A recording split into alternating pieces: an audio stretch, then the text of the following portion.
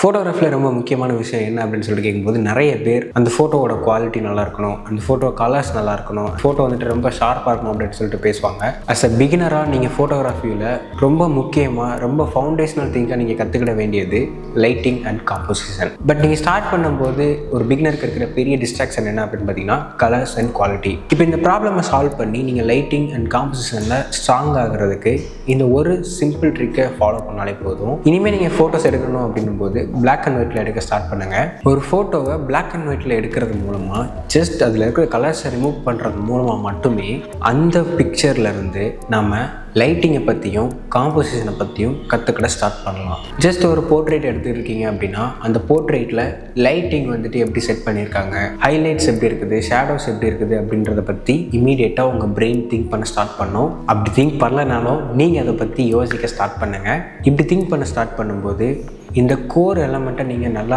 கற்றுருப்பீங்க.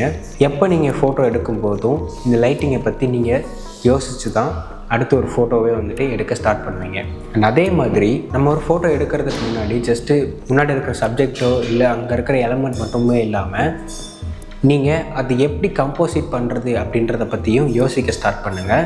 இது உங்களுக்கு ஃப்ரேமிங் பற்றின ஒரு அண்டர்ஸ்டாண்டிங் வந்துட்டு கிடைக்கும். ஒரு சினாரியோவை பார்த்த உடனே அதில் லைட்டிங் எப்படி இருக்குது, எப்படி நம்ம கம்போசிட் பண்ணலாம் அப்படின்றத திங்க் பண்ணி நீங்கள் அதை கம்போசிட் பண்ணுவீங்க. வெறுமனா கலர்ஸ் நல்லா இருக்குது, இந்த ஃப்ளவர்ஸ் இருக்குது, இந்த சப்ஜெக்ட் நல்லாயிருக்கும் அப்படின்றது மட்டும் இல்லாமல் அந்த சீன் பார்த்த உடனே அதில் எப்படி லைட்டிங் இருக்குது, எப்படி நம்ம ஃப்ரேம் பண்ணலாம் அப்படின்னு சொல்லிட்டு உங்கள் பிரெயின் திங்க் பண்ண ஸ்டார்ட் பண்ணிடும்.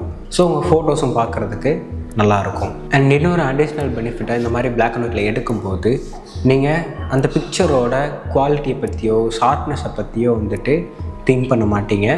ஜஸ்ட் லைட்டிங் அண்ட் காம்போசிஷன் இதை மட்டுமே பற்றி திங்க் பண்ணுவீங்க.